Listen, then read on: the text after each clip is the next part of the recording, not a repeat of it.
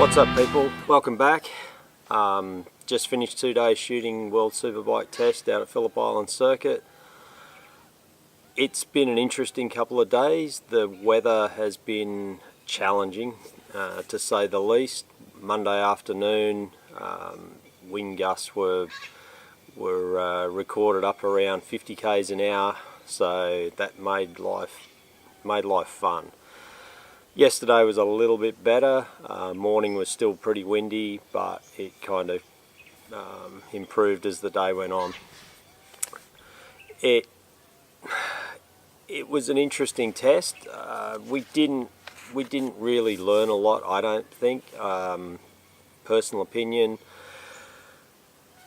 All we learned about superbikes is that they made the Kawasaki slower, but Johnny Ray's still fastest. Despite having quite a large crash on Monday and a small crash yesterday morning, he still managed to make the fastest time of the 2-day test, 1:35.98. Not spectacular. It's a good time, but it's not a great time.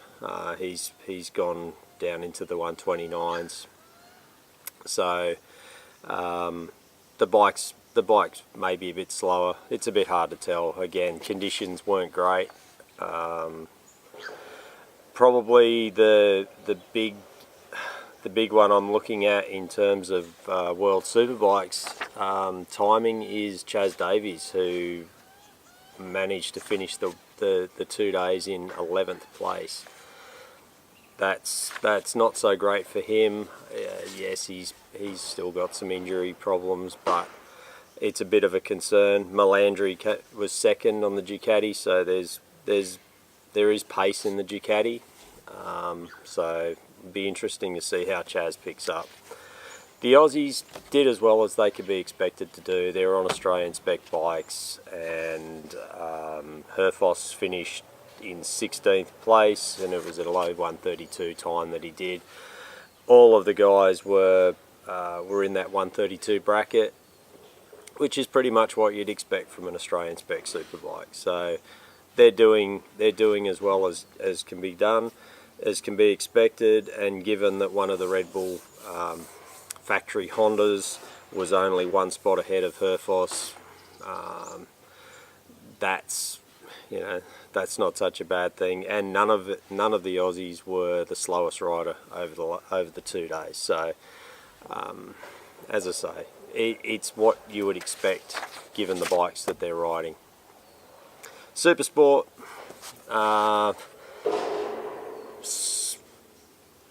what can I say? It's Supersport.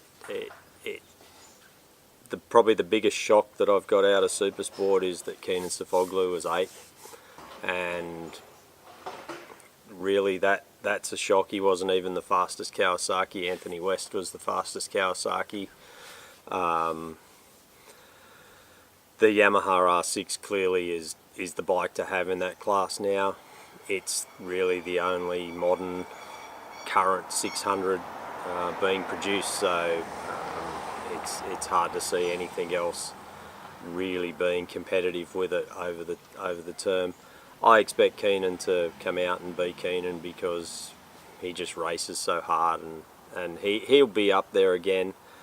But Mahias was second fastest, Krumanaka was fastest. You've got guys like Simone Cortese back in there after being a front runner in Moto2 forever. So you've got some good riders in there. Notice the MV Augustas. They look so great, but they had so many problems over the 2 days. One stage yesterday, walked past their pits and they had 2 bikes split apart, changing engines. It's fairly major sort of things happening. They also lost one of their World Superbike machines when Torres crashed and just ripped the swing arm apart like I've never seen a swing arm ripped apart before. It just looked like a Coke can had been torn apart. So that was the end of that bike. They're going to just run an older bike from last year, which isn't going to make much difference. Unfortunately, they don't have the resources. They are gorgeous looking bikes, you know, fine on the road, but they don't have the resources to take on Kawasaki or Yamaha. And you know, it is what it is. Torres is a good rider. He'll do the best he can, but I suspect it'll be a disappointing year. Back to Superbikes.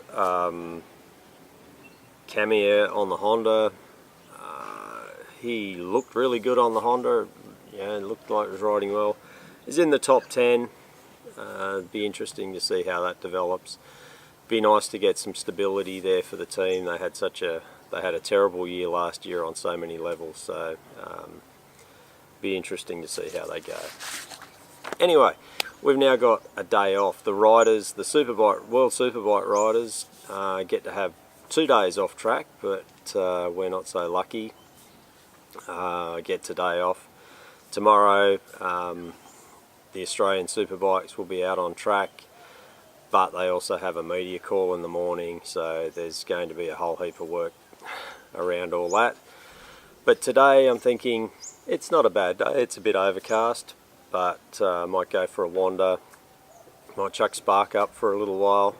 Hopefully amongst this video I'll have chucked in some footage of that I took out at Phillip Island Circuit on Monday morning, just to give you a bit of an idea, you know, how gorgeous a place that really is.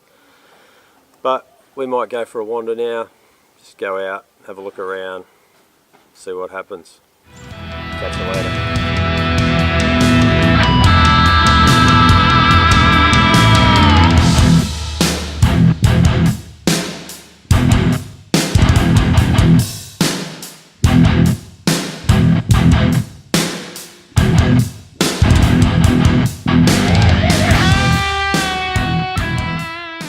Well, we're back, or I'm back anyway.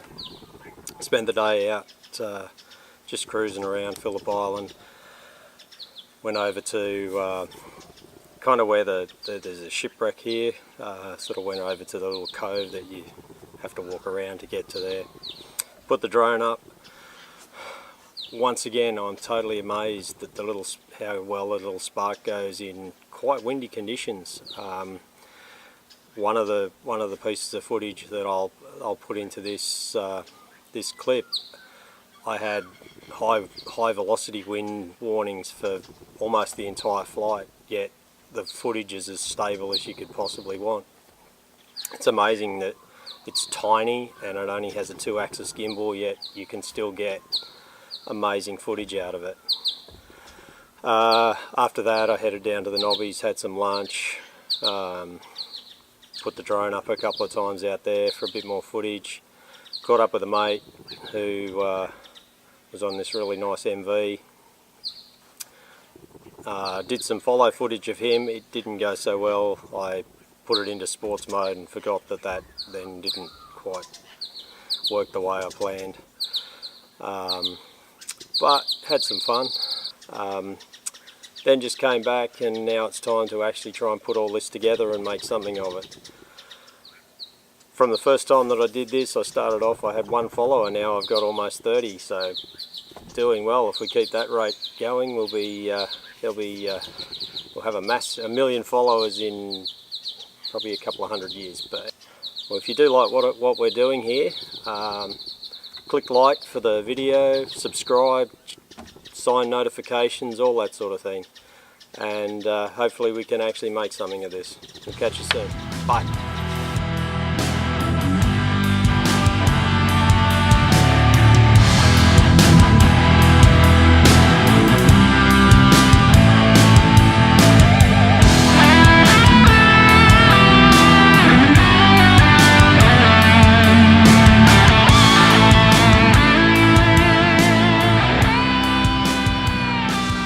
Had some big plans for today. I was going to get up, I was going to go for a wander all the way down Cape Woolamai. I was going to walk out to the pinnacles. I was going to put little Sparky up and take some nice footage down there. Kind of knew that when it hit 11 o'clock, 11:30, and I thought, I need to make another cup of coffee. Kind of knew that wasn't going to happen. It's a long walk down there, so I thought, let's go, we'll just go somewhere else. There's so many places on Phillip Island that are worth having a look at, so I just came around here. Way over there, if I can turn the camera around and show you after, there's a shipwreck. Not going to go there either. I'm told it's a long walk, and I don't know that I can even get to there from here. I think I have to walk up over the hill and get there. I am going to go there one day, but I'm going to go with, there's a bunch of guys down here on Phillip Island called Phillip Island Photo Rangers, and if you ever come down here and you want to take some photos, or even just take some photos and go with some guys who really know the island, look them up, check them out on Facebook. I'll put a link in the description below to those guys. I've gone with them a couple of times, and just being able to go and see the island and see places that I wouldn't easily be able to find. So one time when I come down here, I want to do a shoot with them and go and see that shipwreck. Just make it safe, know when you know where to go. I'm thinking now I might just go and get the Spark, put it up, and maybe see what we can come up with. At least it's a day off, it's a little bit more relaxing. Okay.